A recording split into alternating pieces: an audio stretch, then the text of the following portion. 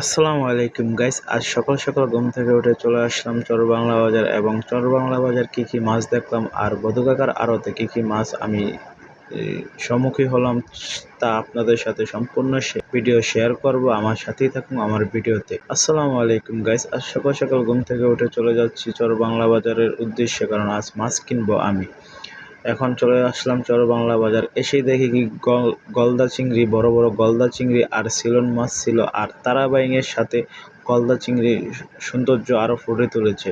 এদিকে প্রচুর পরিমাণ সিলন মাছ, গলদা চিংড়ি আর তারাবাইং থাকা সত্ত্বে প্রচুর পরিমাণ কাস্টমার এদিকে ভিড় করেছিল, আর কাকার হাতে প্রচুর পরিমাণ টাকা ভালো পরিমাণে মাছ বেচা কিনা করছে। এদিকে আমাদের রূপালী ইলিশ, চকচকা রূপালী ইলিশ, আর এদিকে দেখুন কি বড় বড় তারাবাইং এবং নানা রকমের জাতের মাছ, ইলিশ, তারাবাইং, বাইল্লা মাছ, সিলন মাছ এবং নানা জাতের মাছ ছিল। এদিকে বধু কাকা তার কাস্টমারের সাথে দাম দর করে সে তার মাছগুলো বেচাকেনা করছে। এদিকে এক কাকা মাছ কিনে ফেললো 500 টাকা, মাছ কিনে ফেললো, অনেকগুলো মাছ ছিল, 500 টাকায় সে কিনে ফেললো। সিলন মাছ, ইলিশ মাছ, এগুলো মাছ প্রচুর পরিমাণ বাংলা বাজার, চর বাংলা বাজার পাওয়া যায়। জামাল ভাইয়ের এখানে আপনারা পাইকারি এবং কেজি হিসাবে যেভাবে যে কিনেন সেভাবে কিনতে পারবেন। জামাল ভাইয়ের আড়তে প্রচুর পরিমাণে মাছ আসে।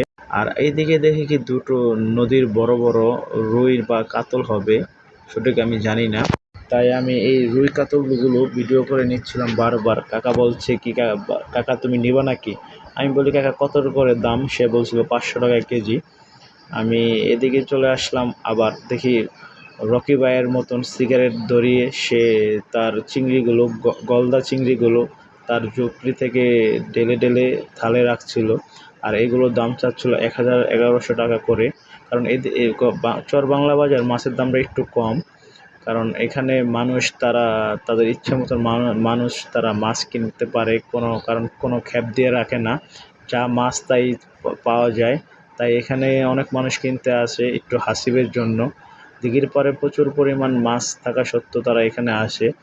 আর এদিকে দেখি দুটো আপু, তারা মাছ না পাওয়া সত্ত্বে তারা এদিকে ওদিকে ছোটাফেরা করছিল, কারণ তখন মাছ শেষ পর্যায়ে ছিল, সকল আড়ত খালি হয়ে গেছিল।